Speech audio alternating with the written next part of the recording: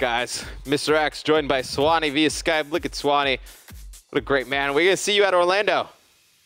Possibly? I'd like to go. I'd like to go. I mean, at this stage, I probably wouldn't be able to find a team for it. I'm not sure, but we'll see. Hopefully we see you in Orlando. Hopefully I see you in Orlando. I like seeing it, but we're going to have this next match right underway. It's going to be map number 3 in the series between Justus and Rise. We saw Rise take the first map. Justus take the second map. Bit backwards of what we thought could possibly happen. I know swing game here, uplink on Detroit. Swan, what do you want to start off with? Who do you think are the keys to this game? I think given the fact that they're on good spawn, we'll go with Rise. And as I said, as I've said previously on the show, what you're looking to do on this map is basically, if you're in Rise's position, you need to get that ball, maintain skill control, push them out of skill, hold skill, and that gives you the easiest route to just run the ball in for an easy 2-pointer. Yeah, absolutely. I think, Rise definitely playing from the more advantageous side on the map, able to get it straight through school. And I think it's very important, the decision-making that goes on when you get it into school. You see Classic picking up a nice kill in the window. When you get into school, we see often a lot of times, players not sure if they should go for the 2 or go for the 1. It's always a good decision, if you're not sure, to go for that 1 point just to get points on the board. Yeah, absolutely. I mean, especially if you're on bad side, because all you're looking to do on bad side really is just hold the stalemate. You know that if you stop the other team from scoring in 5 minutes, that you're going to be in an advantageous position for the following 5 minutes. Yeah, absolutely. You're going to see Justus picking up kills in your kill feed pretty handily. The ball is going to reset very shortly. 3 seconds left. You're going to see Enable. He's going to be working down into this garage area, and Justus picking up tons of kills. Looks like Enable trying to set up for a pass in the base. Satellite drone is going to come in. It's going to go right by him. Looks like he's going to try and pick it up. He is going to get it, and they're going to score 2 points. So Justus on the board right away with Mochila set up in the mid-hospital area, trying to get control over the drone spawn. He does some very interesting spawn. He's using a bow, and that's something that we didn't like in hardpoint, but I'm a fan of it in uplink. Yeah, I completely agree as well. It allows you to get a lot more shots long range on the ball carrier, Perhaps not the ideal weapon, given the fact that their objective is to maintain skill control, but at the same time, if your other teammates are picking up the slack with the SMGs, it allows that ball player a lot of free reign, especially given the long range of the opposition's base. When you've get a ball player on top of that Atlas, and you can just rain down hell on them. Yeah, absolutely. I completely agree with that. You're going to see Enable. He's going to toss that drone mid-map.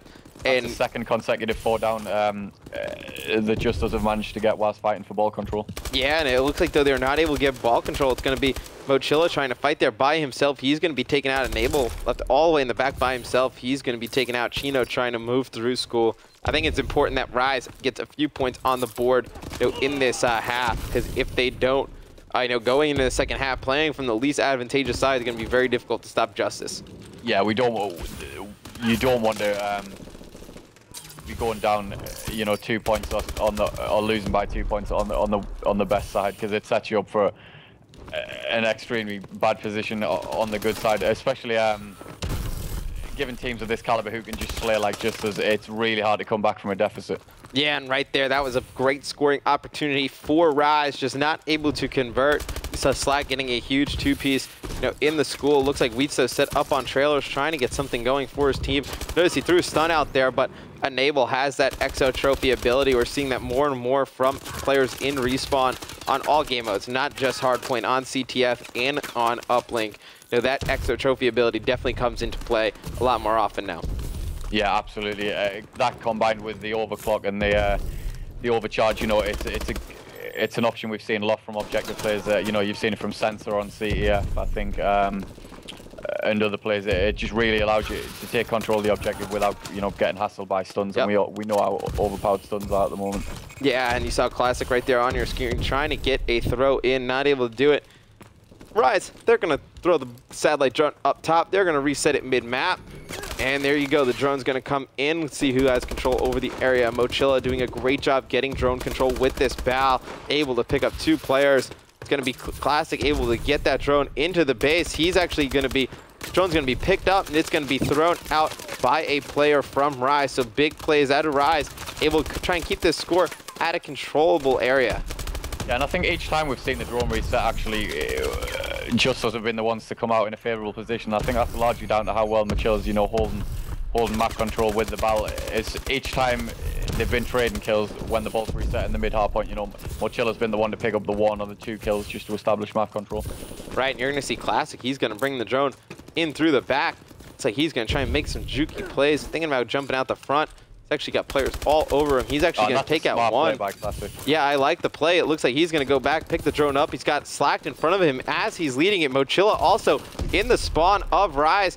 Looks like they're going to get another 2-point score. So in this first half, Justus playing extremely well in uplink. We have seen this before from them. They're very talented in this game mode. Enable, he's going to try and throw that into the base. Had a teammate in there. It's going to be Classic, and he's going to get another 2-pointer. Not good for Rise Nation.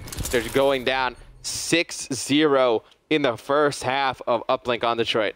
Yeah, and that was the play of the map right there from Classic. Not only did he manage to evade the oncoming Rise player, you know, he could have been a burden on his teammates. He could have let them play 3v4. He could have sat in a corner with the ball in his hands, you know, unable to shoot. Instead, he threw the ball away. He took his time. He managed to pick up the kill. He then picked up the ball again, ran the ball in. And not only did he run the ball in, he then waited from the consecutive pass from his teammate to get the other 2-pointer. Yeah, you know, Classic, very underrated player. First time I saw him play was MLG Columbus during Ghosts, and it was kind of odd, you know, on phase. He got picked up because I know friends with Replays knew what he was capable of, but coming into that event, nobody had any idea what he was going to do or how he was going to play. But after that, he has become a mainstay on the pro circuit and in the pro league. No, very talented player. Yeah, he certainly established himself. You know, he might not be the flashiest of players, but he certainly established himself as one of the top tier players on the circuit. Yeah, absolutely. You know, Classic doing a good job of slaying. You know, right now, Wheats really needs to pick it up if Rise is going to have a chance of coming back. Looks like the drone is actually going to make it into school. That's going to be Classic. He has nobody in front of him. He just needs to kind of push this, and he's able to get at least a 1-point score now. Just waited too much time. Going to have tons of players from Rise, you know, on the opposing side of the door from him. He is just going to try and wait and bait this out. Going to have Mochilla, who's going to pick up 1. Mochilla is going to drop. Classic going to try and throw the drone, make a play happen. Not able to do so. Chino on your screen with drone now. And, you know, what does Rise need to be doing to come back in this uplink?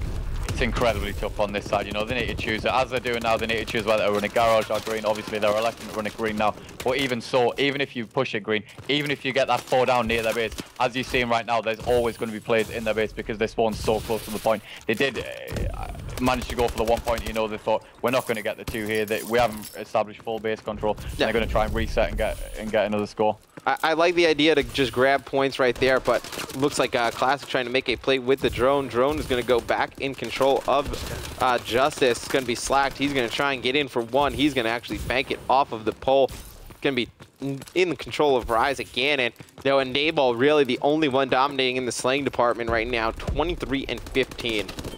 I mean, even so, it just seems to be, as I said the last side, every time there's a stalemate, every time the ball resets or is down in the middle of the map near the first hard point, it's Justus who come out better. Yeah, you know, Justus able to come up with all those 50-50 plays right now, but it's going to be Wheats on your screen. He's going to have the drone. He's going to try and jump through the window. He's actually going to miss, and you know, that's going to actually give the drone in control to Justus. So Justus trying to work through the back alley, trying to pick up some kills. And I know right now they really don't need to do much, Justus. You know, 2 minutes and 30 seconds left. They just can't get spawn trap, pretty much it. I like the decision to throw this drone off the map right there. As 3 players go down, they are able to reset it.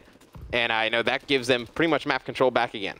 Yeah, absolutely. And it's a good point that you made, actually. When you're leading in uplink, you know, overall, it gives you such an advantage because you're able to dictate, you know, the pace of the game. If you control the ball, you're able to dictate where the ball runs, or you can just simply hold it back like Justus are doing. You know, they're taking their time with it. They're not going for any individual plays. They're not trying to run it like a hero.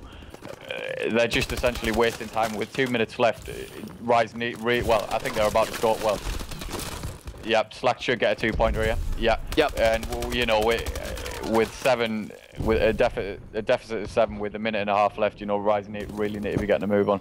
Yeah, they definitely do. And I know the player I had highlighted on the mini map before was Enable, and he was actually in the Rise Nation base for a pretty long time behind that car, able to spawn trap for a little bit. You know, just fluster the guys from Rise, you know, create not really much of a spawn trap, but just a nuisance for Justus to create map control. Chino trying to get a jump score from mid-map, not able to connect. as it looks like the drone is going to go to Classic, going to reset. Justus in control over this uplink on Detroit. You know, looks like this one's probably done, Swan.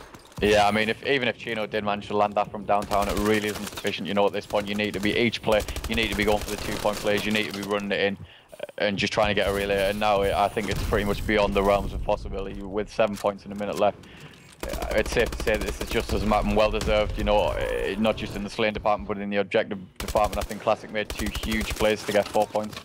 Yeah, absolutely. And I think, you know, the player of the game for Justus for me, I mean, obviously Enable played extremely well, but I think Mochilla, you know, with that bow, able to establish that map control that they needed, and I think that really separated these two teams in this series. The fact that, you know, Mochilla was able to control this map with the bow from a distance, able to stop those, you know, drone carriers for running it straight into the base. I think that's, you know, what really helped Justus. Really, they never lost map control the entire map of Detroit uplink. I completely agree, and I think it was a contributing factor to basically shutting down the opposing team's ball player, which was Chino. I'm not sure if he had it out the whole game, but he certainly decided to pull it out from the majority, presumably after he saw how well Mochilla was doing with it. But he just didn't manage to counter him. Yeah, no, just not able to, you know, slay with Mochilla in that series. As Mochilla gains that good map control for the team. You see he's going to score this last one right there. They pick up a nice little kill on Pac-Man to end it. So Justus gonna win that game number 3 to able to take a 2-1 lead in this series versus Rise Nation. And when we come back from this quick commercial break, we're gonna have map number 4. It's going to be Retreat CTF. Stay tuned, guys.